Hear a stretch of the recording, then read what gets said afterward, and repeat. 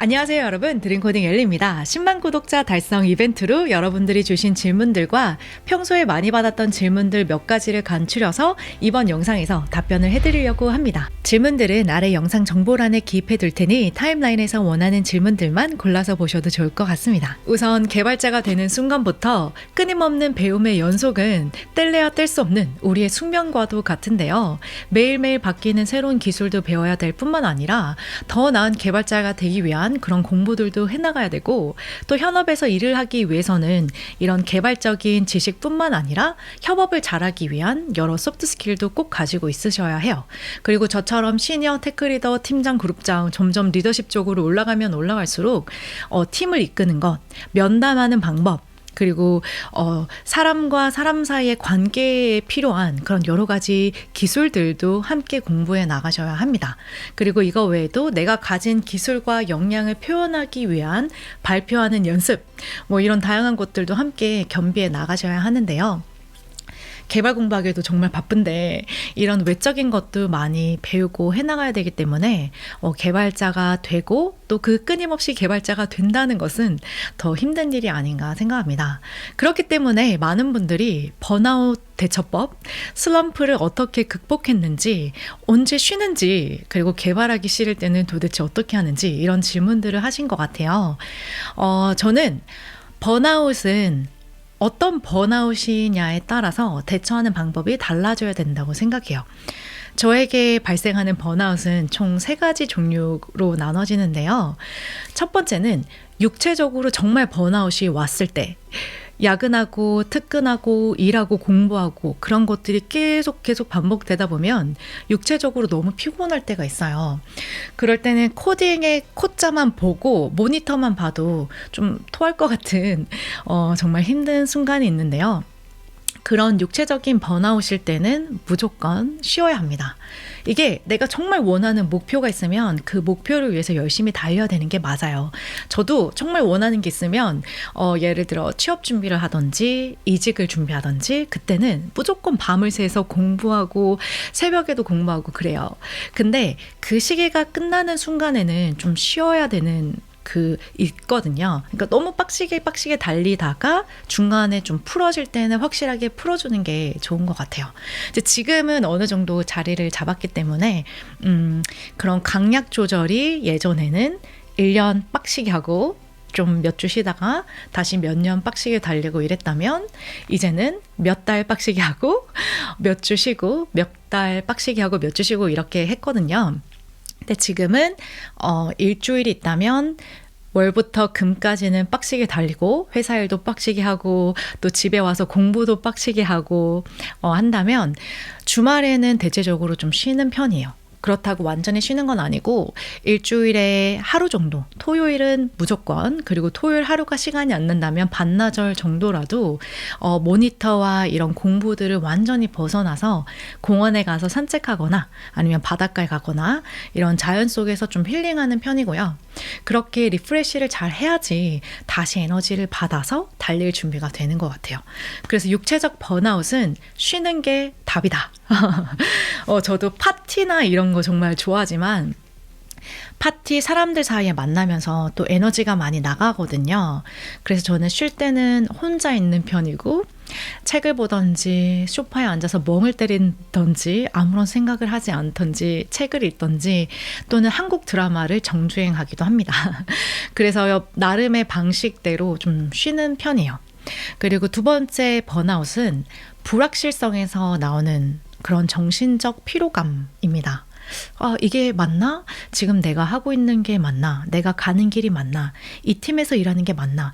이 공부를 하는 게 맞나? 이런 의구심 있잖아요. 이런 의구심, 불확실성이 있으면 1시간을 공부하고 일을 했는데도 너무너무 피곤하고 하기 싫고 여기에서 번아웃과 슬럼프가 오는 것 같아요. 그래서 얼마만의 시간을 썼냐 보다는 내가 정신적으로 지치는 것도 번아웃이라고 생각하거든요. 이렇게 불확실성에서 오는 번아웃은 조금 더 확실하게 마음을 다잡는 편이에요. 예를 들어서 내가 왜 하는지 이런 목표의식과 왜 라는 거에 대답을 못한다면 잠시 그 일을 멈추고 다시 나 자신에게 동기부여를 해주는 편이에요. 내가 이걸 원하는 것은 궁극적으로는 내 삶에 이것을 원하기 때문이고, 이걸 해야 이걸 이룰 수 있고, 이걸 이루면 내가 이만큼 될 거고, 이만큼 가질 수 있고, 이만큼 더 내가 발전할 수 있다라는 동기부여를 확실하게 해주고, 왜? 라는 질문을 정말 많이 하는 편이에요. 내가 이걸 왜 하지? 내가 이걸 공부하는 이유는 뭐지? 이걸 다 공부한 다음에 내가 궁극적으로 얻고자 하는 건 무엇이지?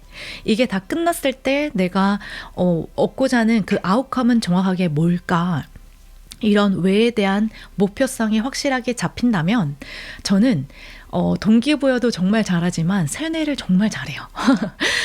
진짜 힘들다, 재미없다 이렇게 생각하면 더 재미없고 힘들고 어렵거든요. 그래서 저는 나름 쉽네, 할만하네, 재밌네, 진짜 재밌다, 어제보다 요만큼 더 이해했으니까 잘하고 있다, 이런 식으로 스스로 세뇌를 시켜주면서 불확실성을 조금 더 명확하게 바꾸고, 왜 하는지 모르겠다를 이것 때문에 하는 거다라고 명확하게 하면 할수록 몇 시간을 더 일하고 하루 종일 공부를 해도 번아웃이 오지 않는 것 같아요.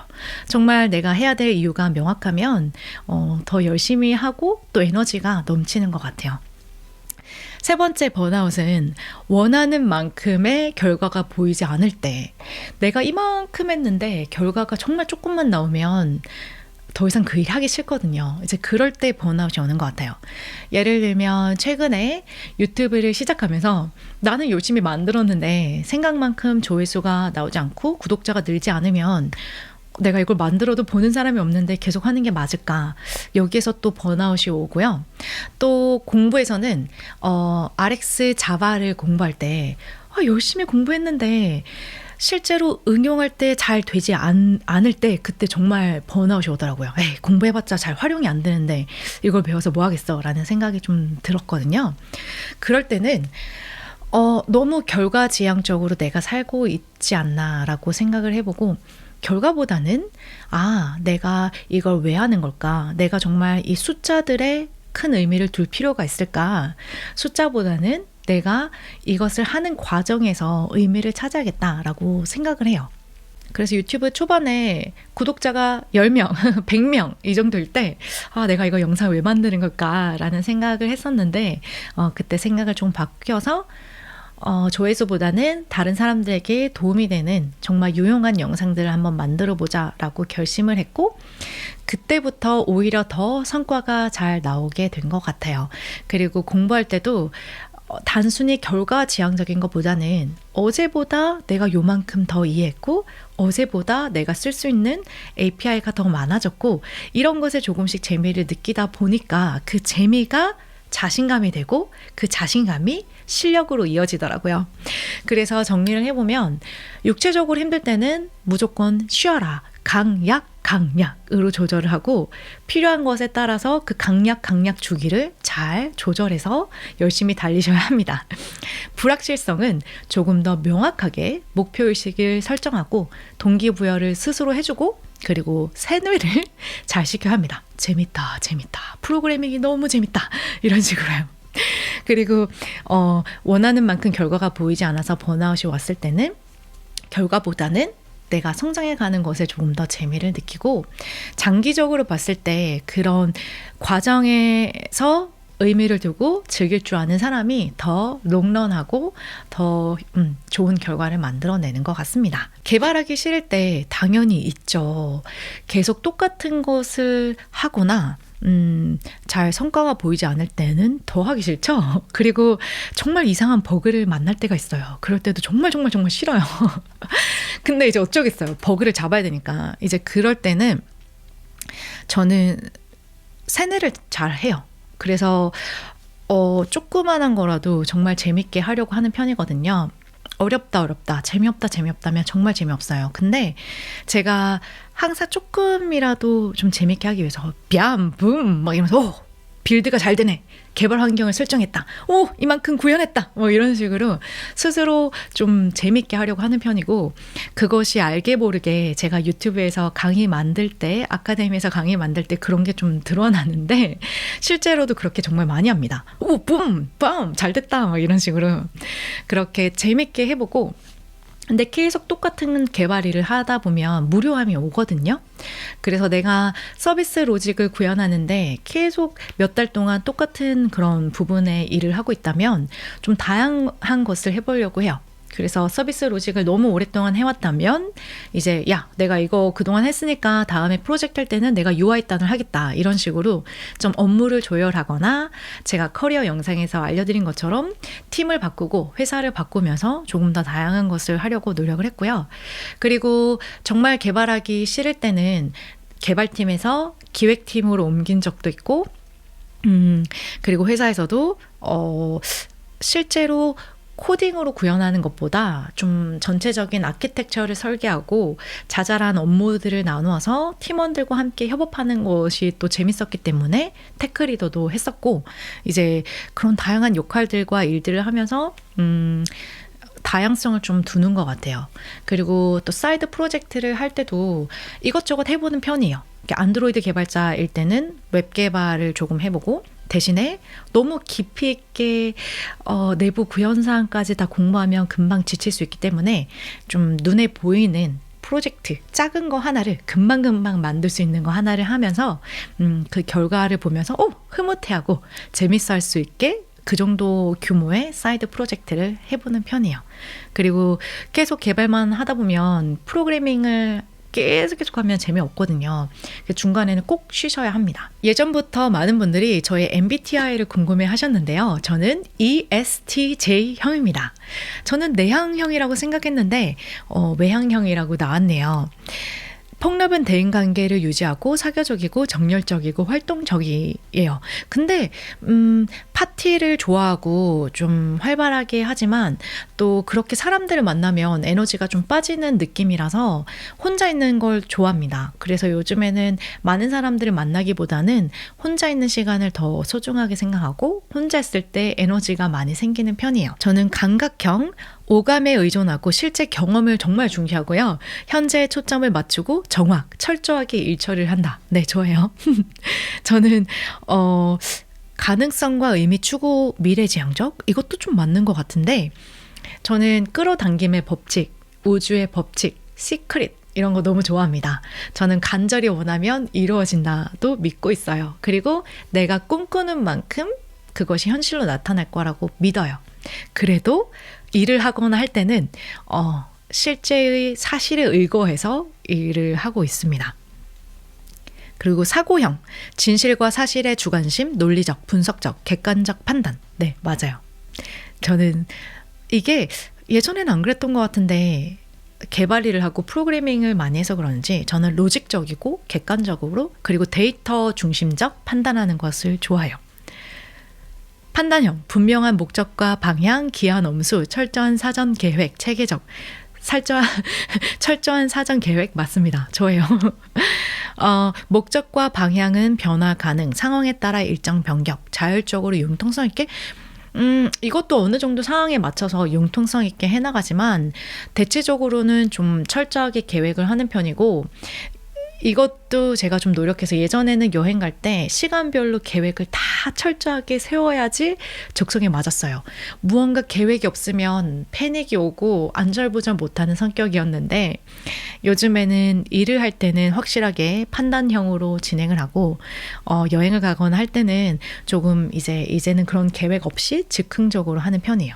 이 부분은 남편이 저와 정반대의 사람이라서 이 부분이 조금 남편의 영향을 받아서 조금 융통성 있게 변한 것 같아요. 제 남편이 제 이런 성향이 지금의 저를 만들었다, 제 위치를 만들었다, 그리고 회사에서도 빠르게 인정받았다라고 하는 것이, 저는 목표의식이 확실해요. 뭔가 해야 되겠다 하면 그 목표가 설정되면 바로 달립니다. 그걸 이룰 때까지, 이걸 이루기 위해서 어떤 게 필요한지 또 정말 빠르게 준비하고 찾고 그걸 위해서 열심히 달려가거든요. 근데 저는 모든 사람들이 다 그런 건 줄 알았는데 남편이 이제 그것은 저의 장점이다라고 해주더라고요. 많은 사람들이 너처럼 이렇게 목표를 확실하게 잡고 필요한 리소스들을 다 찾아서 해나가는 사람이 많이 없다고 하더라고요. 그래서 그런 점이 저에게 큰 도움이 되지 않았나 생각합니다. 저는 뭐든지 뭘 하기 전에 목표를 항상 딱 세워놔요. 그래야지 그 목표가 저를 이끕니다. 그리고 유튜브 영상 직접 만드는지 물어보셨는데, 네, 현재까지는 유튜브 영상 직접 만들고요. 이런 Q&A 영상은 편집자가 있었으면 좋겠어요. 근데 기술적인 영상은 시각적으로 어떤 정보를 전달하기 위해서 제가 생각한 것대로 이렇게 여러분들에게 시각적으로 전달해 드리기 위해서 정말 많은 노력을 하는데요. 그것은 영상 편집자가 하기가 어렵지 않을까, 이런 기술적인 내용을 내가 원하는 대로 잘 나타낼 수 있는 사람이 있을까라는 생각에 지금은 제가 하고 있는데, 하실 수 있는 분이 계시다면 연락 좀 주십시오. 영상 편집하는 게 너무 오래 걸리고 힘들어서 편집자분을 구하고 싶어요. 하실 수 있는 분을 알고 계시거나 하실 수 있으면 제 기술적인 예전 영상들을 좀 참고해서 보시면서 내가 할 수 있다 하시는 분들은 꼭 저에게 메일 부탁드립니다. 정말 첫 취업이라면, 신입에게 바라는 것은 그렇게 많지 않아요, 사실. 그리고 내가 어떤 준비를 했든 사실 그 회사 현업에 가면 다시 처음부터 배워야 됩니다. 그 팀에서 사용하는 기술들, 그리고 하는 방식, 그 프로젝트에서 쓰이는 그런 기본적인 스펙들, 이런 것들 다 처음부터 배우셔야 되거든요. 그래서 모든 것이 다 100% 준비된 상태로 취업하는 것은 불가능해요. 이직할 때도 마찬가지고요. 경력직인데 내가 이직을 한다. 그럼 새로운 곳에서 또 배워야 될 게 많습니다. 그렇기 때문에 100% 준비된 상태라는 것은 사실 어렵지 않나라고 생각을 하고요. 다만 신입이라면 세 가지를 좀 준비하셨으면 좋겠어요. 첫 번째는 기본적인 소양을 좀 공부하셨으면 좋겠는데, 예를 들어 프론트엔드 개발자로 지망을 하신다면 이 프론트엔드에 해당하는 기본적인 소양 있잖아요. HTML, CSS, 자바스크립트로 간단한 동적인 웹 어플리케이션 만들어 보기, 그리고 요즘에 많이 쓰이는 프레임워크 중에 리액트나 뷰 같은 걸 이용해서 어플리케이션 만들어 보기, 그리고 또 다들 Git을 많이 사용하니까 이런 버전 관리 시스템을 이용해서 어떻게 버전을 관리하는지, 이런 기본적인 컨셉에 대해서 좀 잘 이해를 하셨으면 좋겠고, 요 정도까지만 해도 저는 충분하지 않나 생각해요. 부족한 것은 현업에서 일하면 되는데, 왜? 현업에 가면 어차피 다시 배워야 합니다. 근데 이제 여기에서 정말 중요한 게 갈리는데요. 내가 어떻게 배워야 하는지 아는 사람과 계속 떠먹여 주기 식으로 배운 사람 있죠. 학원에서 시키는 것만 하고 복사 붙여넣기 하고, 이런 식으로 너무 복사 붙여넣기 식으로 주먹 구구식으로 배우신 분들은 현업에서 빠르게 배워서 적응하는데 좀 힘들어 하시는 것 같아요. 그래서 내가 무엇을 배우더라도 능동적으로 실제로 찾아가면서 어떻게 배우는지를 아는 사람이 현업에서 빠르게 배워나가는 것 같아요. 그러니까 현업에서는 배우는 시간이 무한정 있는 게 아니기 때문에 주어진 시간에 빨리 배워서 적용해서 실제로 일을 하려면 배우는 방법을 아셔야 합니다. 저처럼 어떻게 배워야 하는지, 어떻게 공식 사이트에서 확인하면서 공부하면 좋은지, 이제 저의 가이드를 잘 따라서 하시다 보면 나중에는 스스로 공부를 직접 하실 수 있게 돼요. 이제 그 정도까지를 좀 올려놔야, 능동적으로 해야지 현업에 가서도 뒤처지지 않고 열심히 배워서 하실 수 있는 것 같아요. 세 번째는 문제 해결 능력이요. 좀 연결되었는데, 스스로 배우면서 스스로 코딩을 해나가야 돼요. 아무리 사소한 거라도 배우고 그걸 적용해서 실제로 내가 만들어서 내가 활용할 수 있는지를 좀 확인하면서 공부를 하셔야 돼요. 이렇게 작은 거라도, 사소한 거라도 직접적으로 만들면서 문제 해결을 하신 분들은 현업에서도 빠르게 적용해서 적응해서 만들어낼 수 있거든요. 이제 이런 것들을 좀 준비를 하셨으면 좋겠어요. 정리하면 기본적인 공부 하셔야 되는데, 뭘 하면 좋아요? 라고 저에게 물어보시지 마시고 채용 사이트에서 키워드로 검색을 해보시면 보통 기업들이 어떤 것들을 요구하는지 확인할 수 있거든요. 이제 이 얘기는 정말 제 영상에서 많이 얘기했는데, 어떤 게 필요한지 직접 찾아보시고 필요한 공부 조금씩 하면서 배우고 만들고, 배우고 만들고, 만드는 건 먼저 하시지 마시고 기본적인 거 배우고 큰 흐름을 이해한 다음에 그걸 응용해서 만들어보고 문제 해결 연습해보고, 배우는 방법을 배우기, 문제 해결 연습하기, 요 정도로만 준비하셔도 취업뿐만 아니라 취업했을 때 내가 건강하게 살아가고 성장해 나가는 방법이 아닐까 생각합니다. 트렌드를 따라가려면요. 우선 예를 들면 안드로이드 개발자라면 안드로이드에 관련된 커뮤니티가 있어요. 구글 I/O도 있을 거고, 그리고 그 속에 보시면 다양한 컨퍼런스 같은 것들도 유튜브 채널에 많이 올라오거든요. 그런 것들도 주로 보시고, 또 뉴스레터 같은 것도 구독해서 보시고, 그리고 좀 이런 동영상이나 이런 영상들이나 이런 뉴스레터 보시면 거기서 활발하게 활동하는, 인정받는 인플루언서가 있어요. 이제 이런 분들을 좀 팔로잉 하면서 이분들이 어떤 걸 새로 얘기하는지, 뭐 새롭게 나오는 그런 버전들이 있는지, 이런 정보들을 좀 확인하면 좋겠죠. 보통은 공식 문서에 이런 것들이 잘 나와 있기 때문에 이런 것들만 좀 잘 따라가시면 되고, 만약 노드라면 최신 버전 업데이트 되는 거 확인해보고, 또 관련된 이 커뮤니티에서 사람들이 무슨 얘기하는지 좀 귀 기울여서 들어보고, 이런 식으로 트렌드를 따라가면 됩니다. 그렇다고 너무 트렌드를 따라가야지라고 강박관념을 가지는 것은 건강하지 않은 것 같아요. 기본적인 것에 충실해서 내가 구현을 하면서 가끔씩 주기적으로 매년 6개월마다 한 번씩 이렇게 확인해 보셔도 좋고, 또 개발 관련 유튜브 영상 보셔도 좋고, 또 관련된 커뮤니티, 컨퍼런스 이런 사이트 한번 확인하면서 확인만 하셔도 좋은 것 같습니다. 제가 예전 T자로 개발해 나가는 영상에서 말씀해 드렸는데, 너무 트렌드를 쫓으려고 하고, 이런 언어가 새로 나왔더라, 이게 뜨고 있더라, 이런 것만 듣고 무작정 그걸 다 해야 되는 건 아닌 것 같아요. 저도 이 수많은 개발 영역 중에서 모르는 거, 한 번도 해보지 않은 거 정말 많거든요. 근데 내가 원하는 이 T자로 기둥을 잘 쌓아 나가면서 하다 보면 중간중간에 필요한 게 생겨요. 그때마다 조금씩 알아보고 해보면 됩니다. 너무 쉽게 얘기하는 것 같지만 한번 이런 개발 공부하고 일을 해보다 보면 이런 새로운 기술들 익히는 데는 시간이 그렇게 오래 걸리지 않아요. 한번 제대로 배워놓으면 어떻게 배워야 효율적으로 빠르게 배울 수 있는지 좀 터득이 생기고 요령이 생기기 때문에 조금만 이렇게 공부하고 시간을 투자해도 대략적인 흐름을 잡을 수 있어요. 이제 그 정도로만 확인해도 좋을 것 같아요. 잘하는 시니어가 되기 위한 방법. 시니어가 뭐라고 생각하세요? 시니어가 되려면 우선 지금 현재 하고 있는 기술과 그리고 쌓아온 경험의 깊이가 깊어야 된다고 생각을 합니다.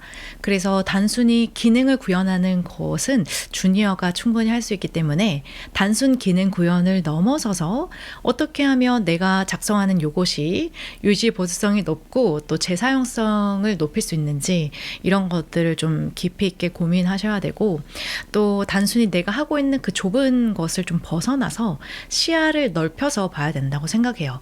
프로젝트 전체의 흐름을 이해하는 그 능력, 그리고 전체적인 아키텍처를 기반으로 해서 어떻게 조금 더 구축해 나갈 수 있는지, 이런 것들을 좀 생각할 수 있는 사람이 시니어라고 생각을 하고, 제 생각에는 CI와 CD를 구축하는, 이런 인프라를 구축하는 팀이 별도로 있더라도 필요에 따라서 내 팀에 맞게 그런 것들을 수정할 수 있어야 된다고 생각을 해요.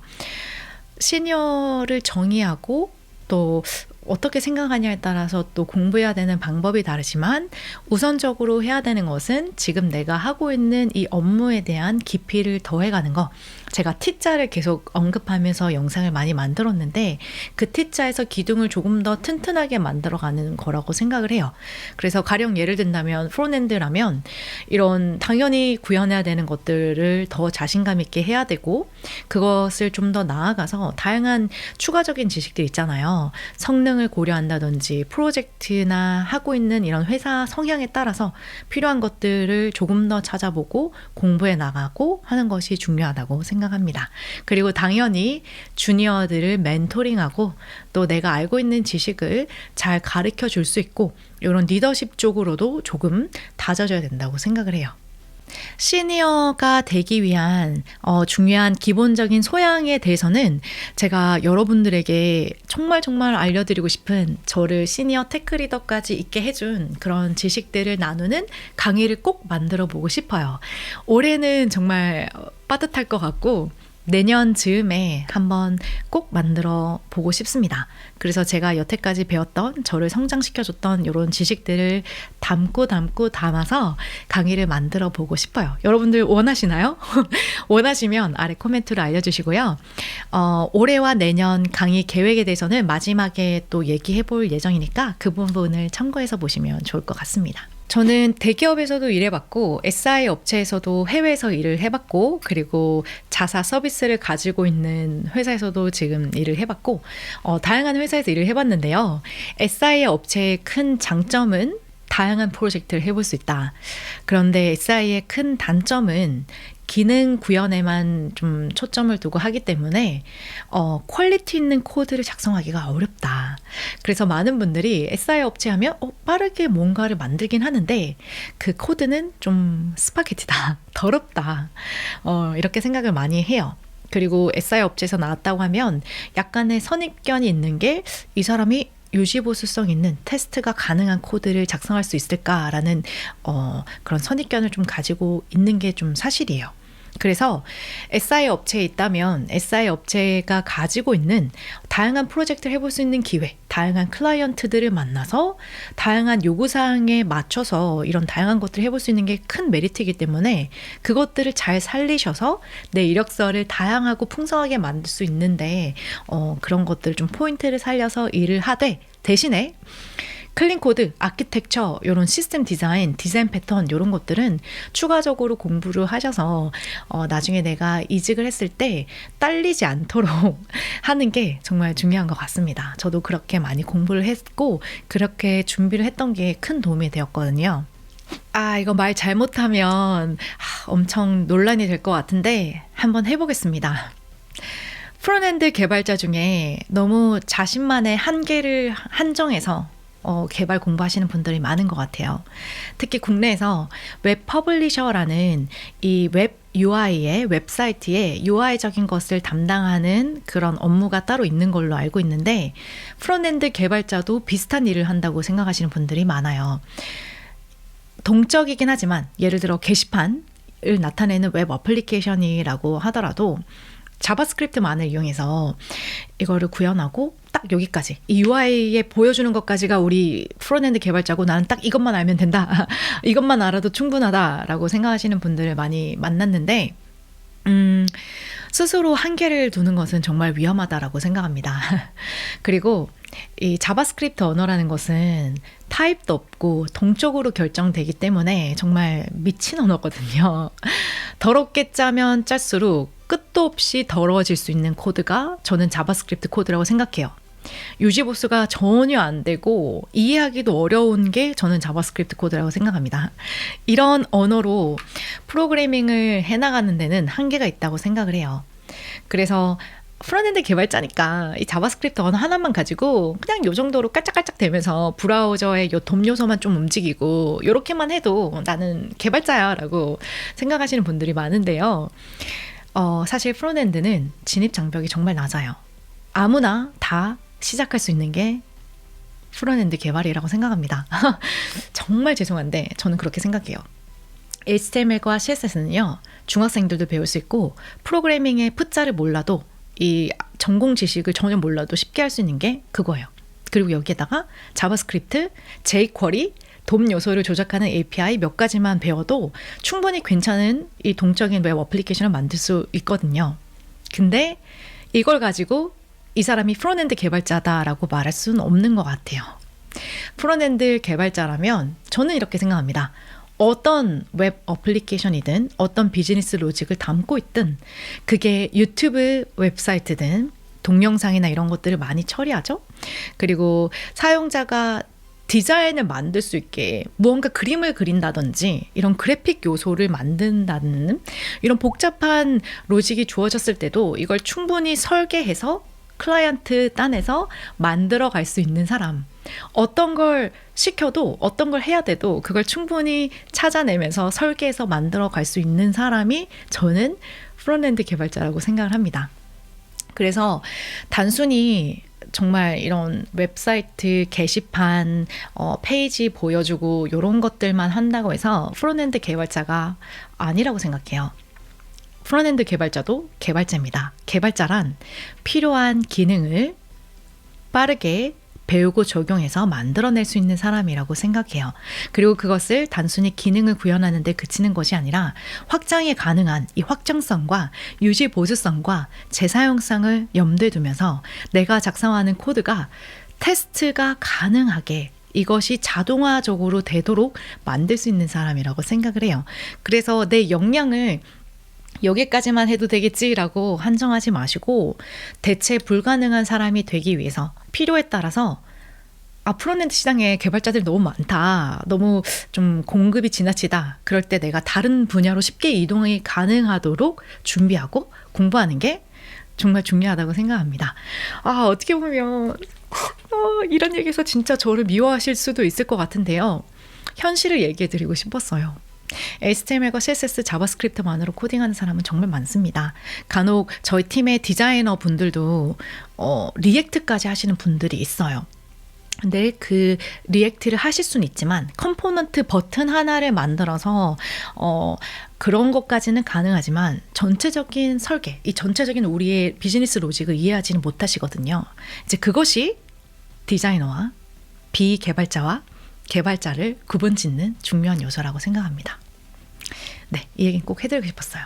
나를 한계를 짓지 말고 우리는 자바스크립트로 프로그래밍 함수만 이용해서 코딩을 하니까 클래스 객체 지향 이런 거 전혀 몰라도 된다. 이렇게 한계를 짓지 마시고 나를 확장해서 언제든지 다른 걸 구현하고 다른 분야로 이동할 수 있는 그런 사람이 되면 더 좋겠죠?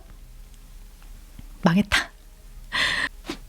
나는 정말 멋있게 만들었는데 내 디자인 너무 괜찮은데 기획자가 너무너무 싫어해.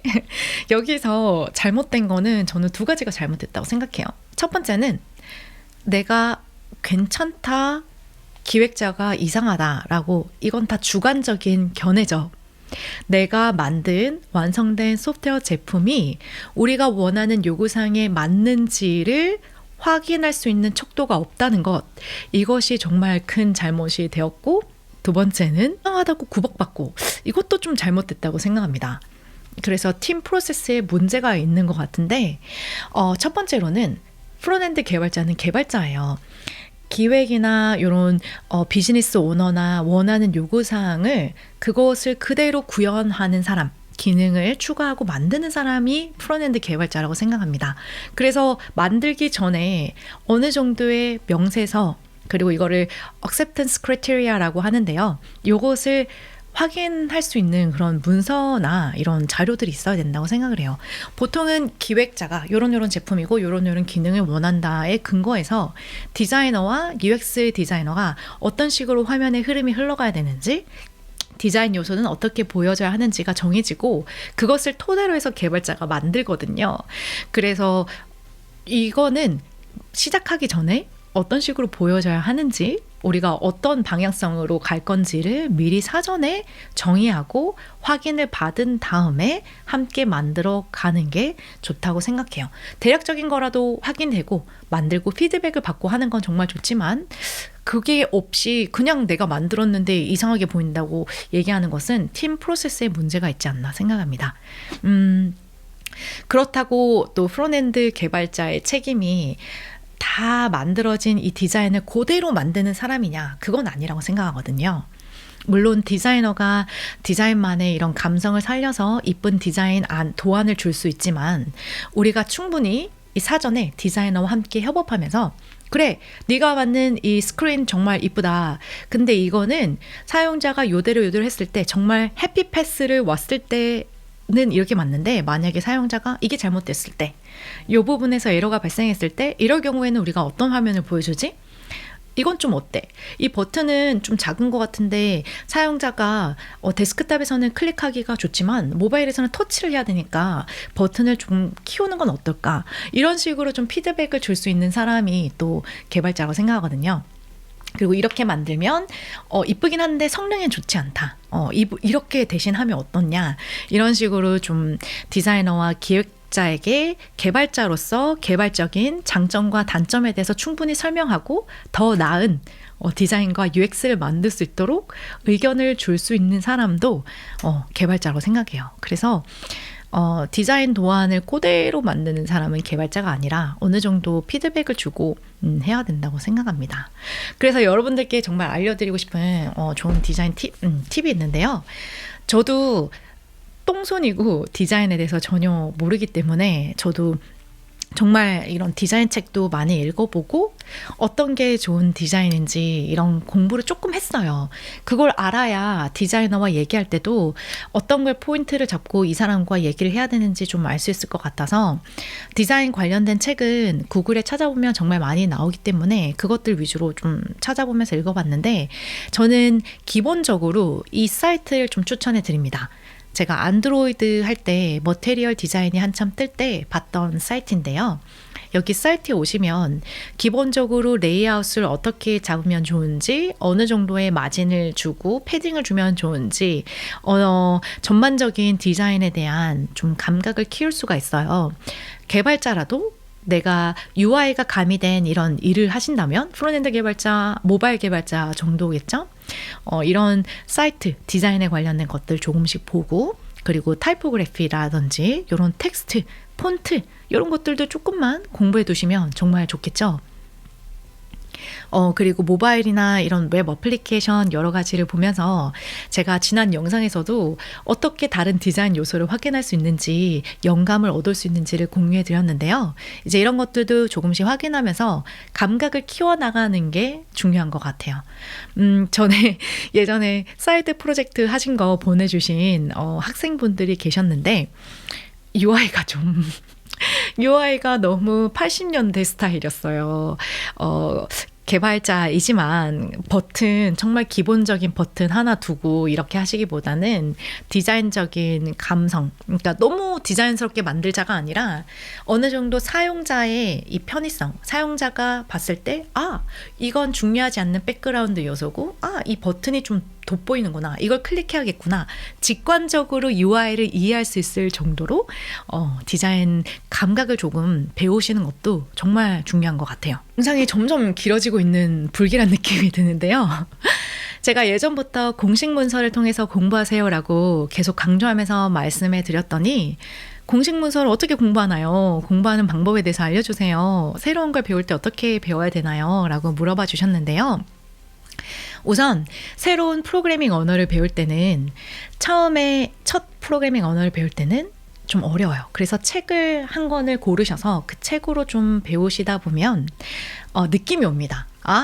프로그래밍 언어라는 것은 이 변수를 선언하는 방법, 데이터 자료들, 어떤 데이터 형들이 있는지, 그리고 조건문은 어떻게 쓰는지, 반복문은 어떻게 쓰는지, 이 정도까지만, 이 조건문, 제어문 여기까지만 아셔도 기본적인 프로그래밍을 하는 데는 무리가 없습니다. 그래서 이 정도만 좀 배우면 실제로 내가 쓰면서 필요한 걸 맡겨가면 되겠다라는 감이 오거든요. 그래서 첫 프로그래밍 언어를 좀 마스터한 다음에는 새로운 프로그래밍 언어를 배울 때, 예를 들어 저는 자바스크립트 배울 때 그것만 했어요. 변수를 어떻게 선언하는지, 조건문, 제어문, 반복문. 그리고 요즘에는 함수형 프로그래밍이라고 해서 맵이나 필터나 이런 API를 통해서 간편하게 반복문을 이용할 수 있거든요. 이제 이런 부분을 어떻게 할 수 있는지. 예를 들어 자바스크립트를 처음 배우셨다면 파이썬과 같은 언어를 배울 때 똑같아요. 변수를 어떻게 선언하면 되는지, 데이터형에는 뭐가 있는지, 반복문, 제어문 딱 여기까지만 아셔도 프로그래밍, 간단한 스크립트 만들고 이런 건 어렵지 않거든요. 이제 여기까지만 기본적으로 큰 문맥, 이 언어가 추구하는 방향과 기본적인 사용 방법은 어떤지를 익힌 다음에 실제로 내가 원하는 기능을 구현하면서 필요한 것들은 다시 찾아보면 돼요. 자바를 배웠을 때, 코틀린을 배울 때는 이런 식으로 좀 간편해지는구나를 포인트로 잡고 공부를 했었고, 코틀린이라는 언어가 추구하는 이 간결성을 위해서는 어떻게 조금 더 내가 개선해 볼 수 있는지, 이런 것들을 포인트로 잡고 공부를 해서 빠르게 익혔던 것 같아요. 그래서 프로그래밍 언어 한두 가지 정도만 좀 배우시면 다른 프로그래밍 언어를 배우는 데는 사실 하루도 안 걸립니다. 그리고 이제 새로운 프레임워크나 라이브러리를 공부하실 때도 저는 공식 문서를 볼 때 문서 보면 정말 많거든요. 이걸 다 보진 않아요. 저는 첫 번째로 이 첫 번째 소개 페이지를 보면서 이 라이브러리와 프레임워크가 추구하는 철학은 무엇인지, 이것을 만든 이유, 동기는 뭔지, 그리고 이것을 왜 배워야 하는지, 이게 왜 기존 것보다 좋은지, 다른 것들과 비교해서 장점은 뭔지, 이런 큰 맥락을 이해하고, 공식 사이트에 보면 간단하게 만들어 보면서 이해할 수 있는 파트가 꼭 하나씩 있거든요. Get Started 부분에 보시면 쉽게 따라하면서 어떻게 시작할 수 있는지 나와 있습니다. 이제 그런 것들 보면서 전반적으로 이렇게 쓰면 되구나라고 감을 잡은 다음에 원하는 걸 기능을 구현하면서 세부적인 걸 확인하는 편이에요. 근데 이런 것들도 다 어느 정도 좀 경험이 있고 한번 해본 사람은 금방 문서를 찾아보면서 할 수 있어요. 근데 내가 정말 초짜다, 정말 한 번도 해본 적이 없다 하시는 분들은 책이나 온라인 강의를 통해서 배우는 연습을 한 다음에 어느 정도 기본기를 다지고 다시 공식 문서를 보시면 배우는데 충분히 혼자 하실 수 있을 거예요.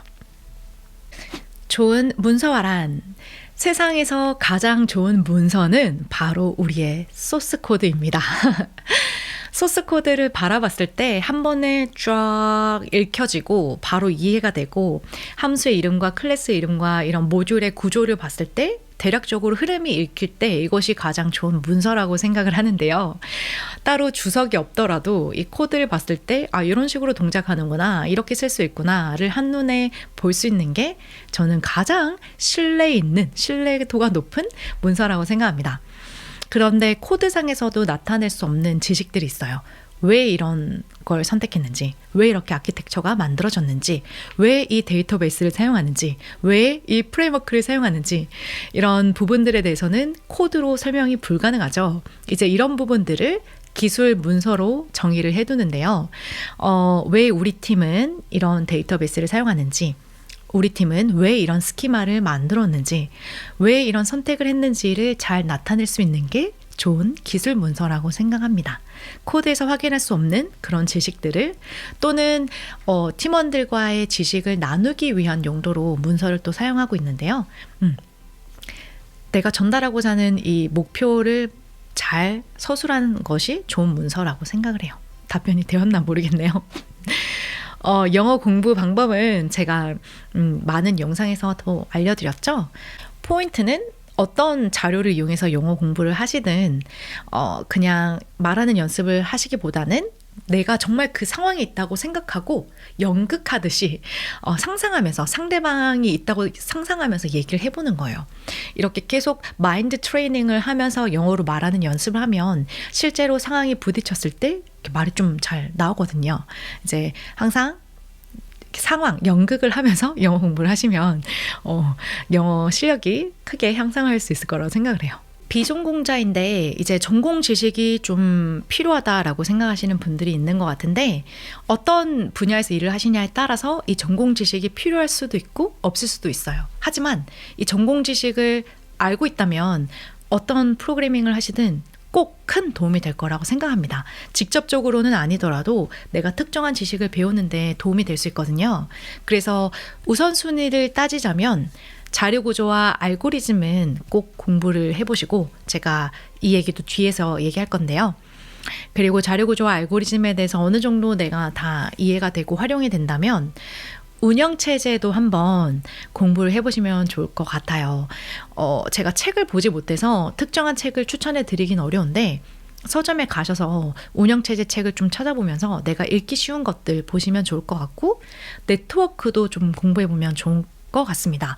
네트워크, 어떻게 이런 통신이 일어나는지 이런 것들 아시면 좋을 것 같고, 컴퓨터 구조도 좀 아시면 좋을 것 같아요. 메모리와 CPU와 이런 사이즈와, 제가 예전에 비트와 바이트에 대해서 영상을 만들었잖아요. 그런 것처럼 기본적인 상식적인 그런 지식도 조금씩 배우면 좋을 것 같습니다.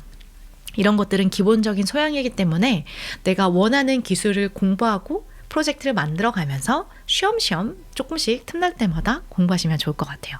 자료구조와 알고리즘 공부하는 방법에 대해서도 물어봐 주셨는데요. 코딩 테스트와 자료구조와 알고리즘 공부는 좀 방향이 다르다고 생각을 합니다. 똑같지만 달라요. 많은 분들이 코딩 테스트 연습을 많이 하셔서 회사는 들어왔는데 실제로 일을 할 때 이 문제에 대해서 왜 이 자료 구조를 썼는지 설명을 못하거나 여기에 맞지 않는 좀 비효율적인 자료 구조를 선택해서 코딩하시는 분들을 꽤 많이 봤거든요. 이제 많은 분들이 여기에서 실수를 하시는 것 같아요. 현업에서 내가 조금 더 실전에 강한 자료 구조와 알고리즘을 공부하고 싶다면 어떤 상황에 어떤 문제를 해결할 때 어떤 자료 구조를 써야 되는지를 위주로 공부하시면 정말 좋을 것 같고요. 회사에 들어가기 위해서 코딩 테스트를 위해서 공부를 해야 한다면 회사마다 인터넷에 많이 떠돌아다녀요. 이 회사에서 이런 질문이 나왔다, 이런 것들을 확인해 볼 수 있거든요. 이제 이것들 위주로 계속 연습해 나가시면 좋은 것 같습니다. 그래서 저도 언젠가 아카데미에서 내년 즈음에 자료 구조와 알고리즘을 코딩 테스트를 뿐만 아니라 이 현업에서 좀 필요한 자료 구조와 알고리즘에 대해서 한번 다뤄보고 싶어요. 또 얘기하면 또 기다리실 것 같은데 아직 자세한 계획은 없지만 정말 중요한 이 개발자로서 정말 중요한 어떨 때 어떤 걸 써야 되고 이것의 차이점은 무엇이며 이런 것들에 대해서 꼭 알려드리고 싶어요. 코딩 테스트는 진짜 머리가 좋지 않아도 내가 지식이 많이 없어도 IQ 테스트 문제만 계속 연습하면 IQ가 높게 나올 수 있는 것처럼 코딩 테스트도 실제로 자료구조 알고리즘에 대해서 잘 모르더라도 계속 문제 푸는 연습만 하다 보면 시험을 잘 치거든요. 그래서 이 밸런스를 잘 맞춰서 공부하시는 게 중요한 것 같아요. 내가 이직을 할 필요가 없다면, 그리고 내가 가고 싶은 회사에서 코딩 테스트를 보는 게 아니라면 실제 현업에서 필요한 자료구조 알고리즘 위주로 공부를 하시고 진짜 이직을 위해서라면 코딩 테스트 공부를 빡시게 하셔야 되겠죠? 실수를 줄이는 방법과 노하우는 제가 성장하는 개발자라는 영상에서 제가 어떻게 실수를 줄이면서 성장해 나갔는지를 공유해 보았습니다. 그 영상을 보시면 말을 많이 했더니 혀가 꼬인다. 그 영상에서 제가 어떻게 성장 다이어리를 통해서 성장해 왔는지를 공유해 드렸고요. 실수를 줄이는 정말 최고의 방법은 제가 또 경험에서 터득한 방법인데, 명세서를 명확하게 하세요.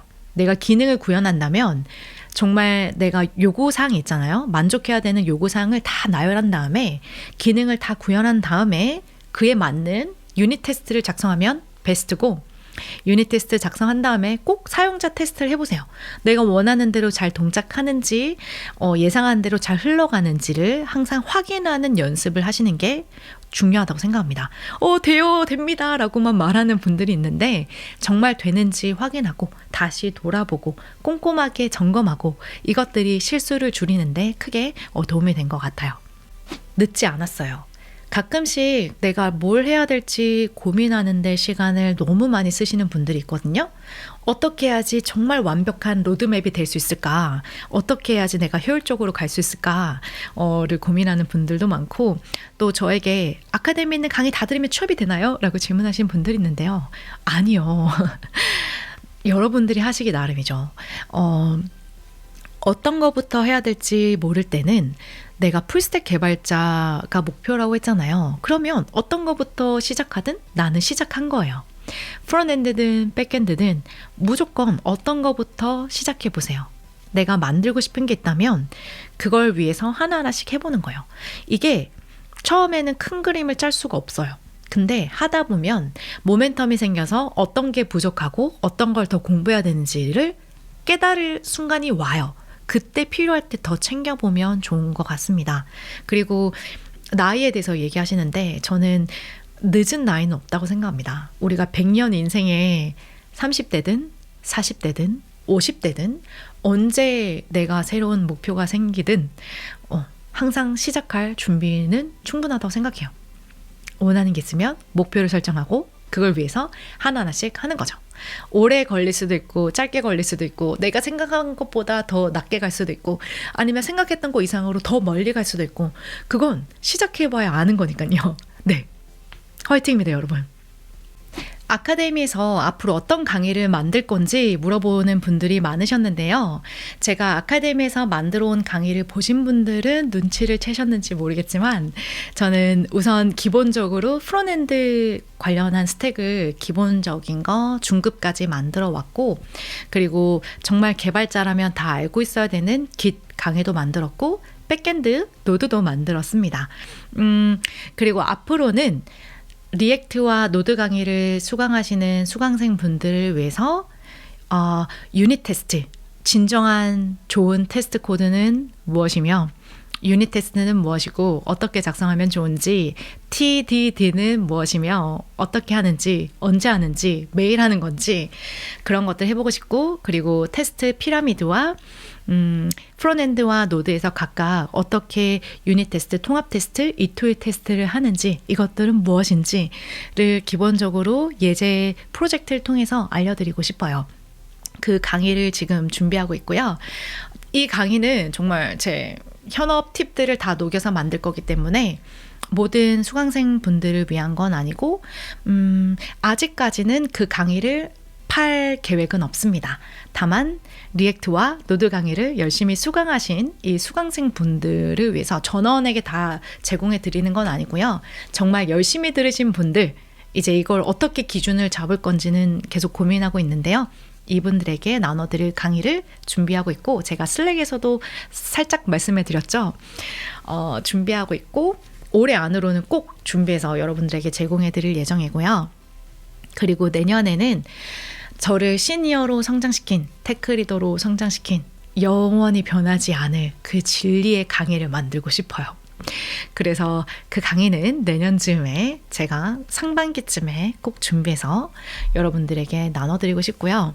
그리고 물론 이런 풀스택을 이용해서 좀 온라인 강의 프로젝트나 이런 풀스택 프로젝트 함께 만들어 볼 수 있는 강의도 한번 만들어 보고 싶고, 또 이제 프론엔드 중급, 상급 요 분들을 위해서도 강의를 만들고 싶어요. 그리고 자료구조와 알고리즘도 꼭 강의를 만들어 보고 싶고요. 하고 싶은 강의는 정말 많아요. 그리고 이거 말고도 커리어 관련해서 개발자로서 내가 커리어적으로 어떻게 성장하면 좋은지 커리어 101 이런 강의도 만들어 보고 싶은데, 하고 싶은 건 많은데 사실 강의 하나를 만들면 제 뼈와 살을 막 녹여서 밤을 새면서 열심히 만들어야 되는 거라 자주 만들면 제 건강에 적신호가 올 것 같아서 밸런스를 맞춰가면서 재밌게 제가 초심을 잃지 않도록 꾸준히 할 수 있도록 천천히 하지만 퀄리티 있게 여러분들에게 만들어 드리고 싶어요. 여러분들 어떤 강의를 원하시는지, 제가 언급한 강의들에 대해서 수강할 의사가 있으신지 알려주시면 여러분들이 어떤 걸 제일 원하는지를 좀 들어보고 거기에 맞춰서 또 계획을 한번 조정해 보도록 하겠습니다. 네, 시니어가 되기 위한 프로젝트 클린 코드 잘 설계하는 방법, 이런 것들 좀 정리해서 강의를 꼭 만들어 보고 싶어요.